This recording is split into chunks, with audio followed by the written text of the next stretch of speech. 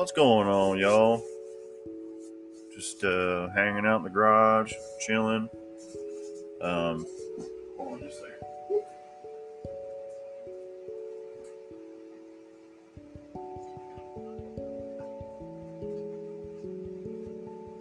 I'll pop the top on a cold brewski. Yeah, just hanging out. Kind of cold out in the garage.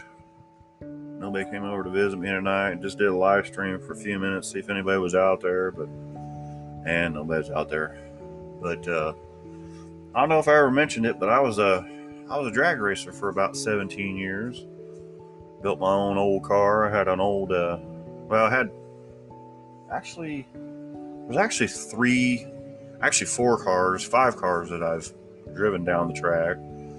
Um, the first car I ever drove down the track. Well, actually, let's go back. The first race car I had, I didn't drive. I had an old '79 Chevy Malibu station wagon. Put an old 327 in it. My buddy drove it. Um, he's a pretty good racer now. Got him hooked on it. He's still racing to this day. He took a couple years off, but he's won a track championship and stuff. So I'm pretty proud of that guy.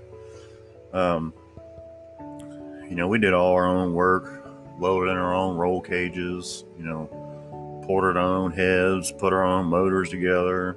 You know, we could tear those cars down. Between the two cars that I mainly raced was he had an old Firebird, which he still has, that his mom and dad bought new, and then I raced an old Mustang that his grandmother and grandfather bought new.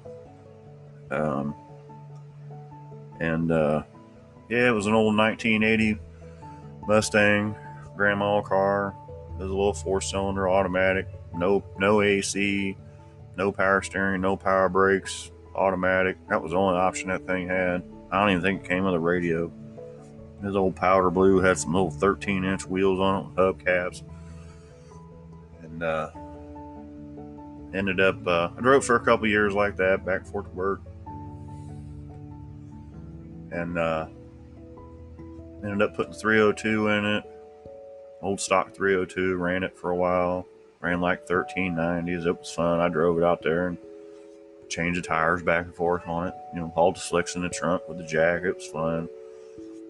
And then ended up building a pretty good 302. I had some old 351 heads that I ported myself. Had stock valves in them and stuff. Put good springs in it and whatnot. Decent little cam, little flat tap at 500 lift. It wasn't a whole lot, but it ran 1130s with that combination in it and a good air. The car always left pretty good. Had 410 gears in it. Had an automatic. Had a cheapy stall converter in it. They don't even make them anymore. There's a company called GER out of Pennsylvania. But I always ran that torque converter too. People always said they were junk, but man, that car would leave pretty good. And ended up putting that 351 in it and farted around. Built a stroker once. It didn't last very long. I bought some eBay Chinese junk. It didn't last very long, but I'll tell you, we had a good time. My dad's got an old 67 Camaro. I ran it a couple times when my stuff was broke. Yeah, I ran my buddy's Firebird. We were down in Cincinnati, Ohio, and we were running the heck out of that car. We were running in two different brackets. I ended up running up. He running up in it. On the way home, transmission blew out on the truck on the highway. That was a mess. But so we had to rob parts off the race car to get the truck transmission back together. Luckily, he had a case of transmission fluid in the truck for some odd reason. But we got it home, and man, I met a lot of good people doing that. That was fun. I made a lot of good connections. Got to go over to Indianapolis. I'm in the Division III over here in Ohio, so we got to run over Indy, which is kind of cool. That's like my favorite track. We used to have 3 tracks real close to here. We'd run around in two of them were down around Cincinnati, and one of them here just east of Dayton in the town of Xenia, Ohio. And that's my home track. But yeah, I made a lot of good friends, but man, it got too expensive. It just got to where it was too much work. I was spending way more money than I was winning, and got out of it. And really miss it though. I was watching some guys here a few minutes ago, some of my old buddies, and I put up some of my old stuff on YouTube. If you guys watch my YouTube channel, I got, I don't know, maybe 30 minutes or so of me racing some in-car stuff, some out-car stuff. Back then they kind of frowned about us having cameras in the car and stuff because there was guys cheating, so I kind of had to do that while I was just making time runs and whatnot. So if you get a chance though, check it out. It's pretty cool. But yeah, I miss it. And I've had a few. My son-in-law asked me the other day. As a matter of fact, I think I might have even posted that. It was a YouTube on here when I was ever going to get another race car. But I'm going to end up with my dad's old car whenever he passes away, which I hope ain't very soon. I like that old guy, but he's got an old 67 Camaro. It's got a 400 small block in it, an automatic, and we put a roll cage in it. We put ladder bars on it. I think it's got 456 gears in it. I can't even remember what gears in that thing. I think it is, but it runs pretty good.